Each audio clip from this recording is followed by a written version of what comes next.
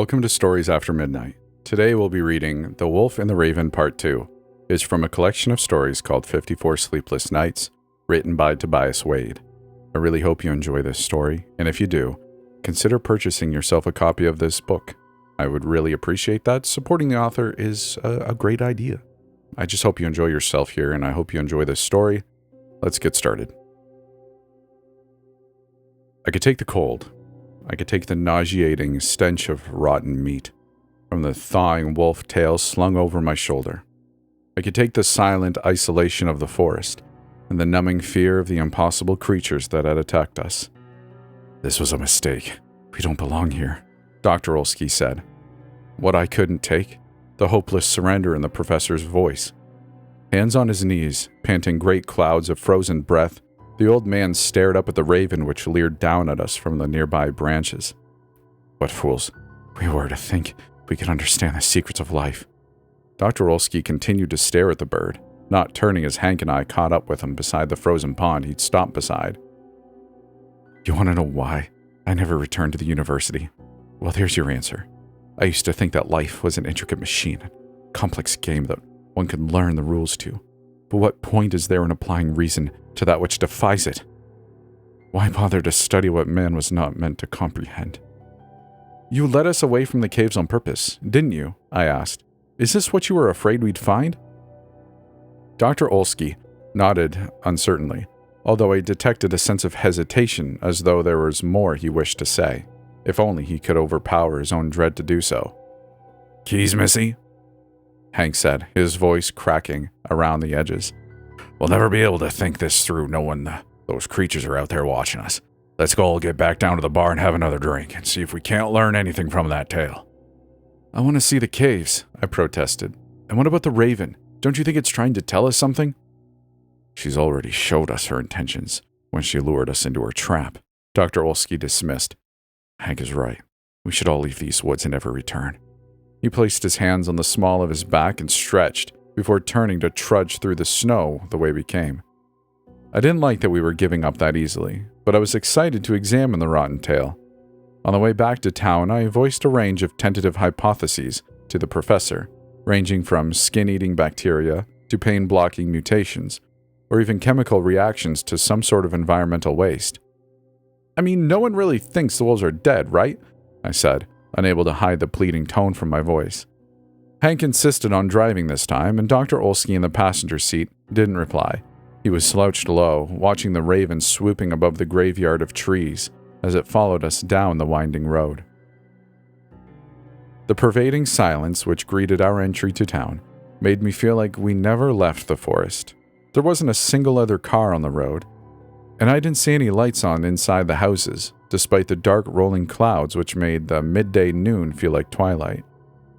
"I've never seen it so dark during the day," I commented. "Expecting a storm, I'd reckon," Hank said, shifting uncomfortably in his seat.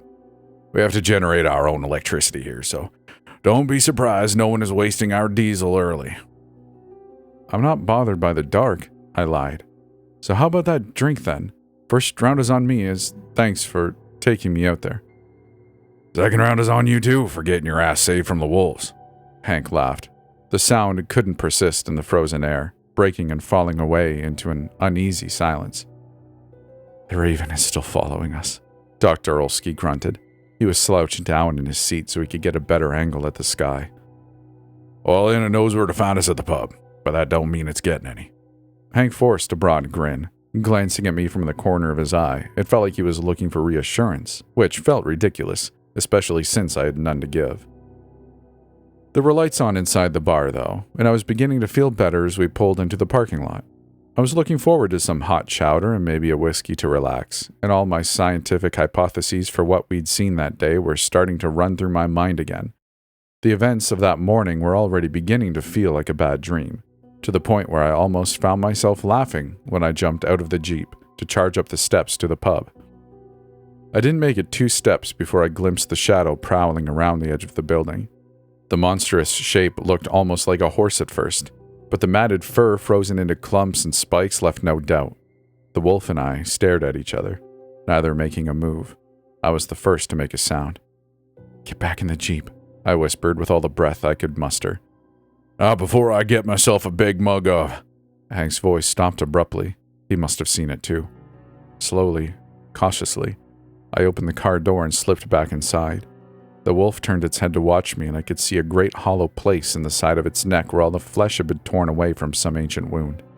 Its white spinal cord was clearly visible, glinting in the light from the window. 2 more, Dr. Olsky said softly. Either end of the street. Start driving. Where? Hank asked. The gigantic creature lurking around the pub wall turned away from us to peer inside a window. It didn't even need to get onto its hind legs to be able to look inside. Then it turned toward us once more, settling into a crouch in preparation to spring. Doesn't matter. Just go, Dr. Olsky snapped. The Jeep roared to life, churning through the snow as it spun out of the parking lot. The wolf behind us sprang into action immediately, launching from its crouch to fly down the road at a terrifying pace. The wolves at the ends of the street turned like clockwork, racing between the houses to flank us on either side.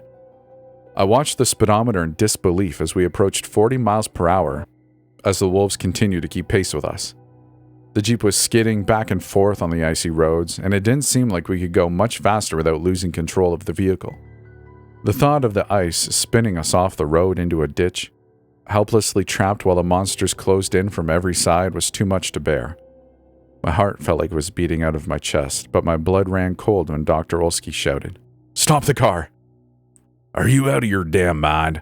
Hank shouted back. The sound reverberated in the enclosed space, but I don't think I could have heard anything spoken more quietly over the sound of the engine, the skidding tires, and my own pounding blood. 2 people, Dr. Olsky replied, pounding on his window hard enough to make it rattle in its frame. "We can't leave them out here."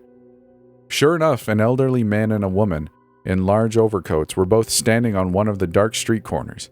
They were huddled together as though for warmth, seemingly oblivious to the wolves racing to catch up with us. "Not stopping," Hank shot back. "Not for 100 miles. Dr. Olsky reached over and smashed the horn, blaring at the couple as we roared past. They didn't even flinch, though, barely moving a muscle as they turned to follow us with their gaze. "Maybe they're frozen," I began, but the words caught in my throat as the wolves came barreling toward them. I opened one of the windows despite the cold, sticking my head out to watch behind us. I shouted to them in warning, but I might as well have been speaking another language. In a moment, the animals would be on top of them, but the couple just kept looking after us as though the racing wolves weren't even worth a moment of their attention. The monstrous wolf, with its open spine, was the first to reach them. It smashed between the couple in its single-minded pursuit of our car. The people swayed out of the way, never once taking their eyes off of us, as the wolf bound on, unceasing and untiring. More people were coming out of the dark houses now to line the street and watch us pass. Some were bundled against the cold, others in bathrobes, or even minimally dressed in undergarments despite the frozen air. More wolves had joined in on the hunt as well, slinking between the houses or watching us from behind snowy banks with eager and unified fascination. "They don't mind the cold, don't mind the wolves. Jail," Hank said. "What happened to this place while we were gone?" "It's like they don't even see them," I agreed, equally mystified. I rolled up my window against the cold just as the professor was rolling his down to stick his head out the window. "Dr. Olsky, what are you doing?" "The raven," he replied. "She's still overhead, but she's heading back toward the woods now. I think we should follow her this time, Hank. I think we should let her lead us to the lair." A long, low howl began to rise from the house behind us, rapidly spreading and being taken up ahead. The sound chilled me to my core. It might have actually been a relief if it weren't for the ghostly animals who finally made a sound, but heads thrown back, staring into the dark sky as the snow began to fall around them. It was the men and women of the town lining the street who were all howling with one chilling voice. "Bloody hell," Hank said, his voice somewhere between terror and reverence. "What a fool I was," Dr. Olsky reiterated. "To think blind ignorance would be enough to shield us from what haunts this place."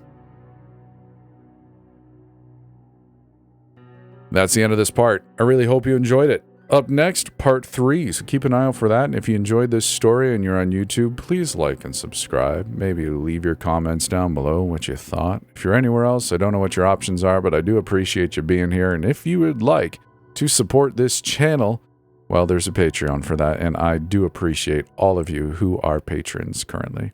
If you'd like to come join our Discord, you can do that too. It's a fun little community, but we would like to see you there just to say hey and hang out and chat with us. So, with all that said, I hope you enjoyed your time here. I'll see you in the next one.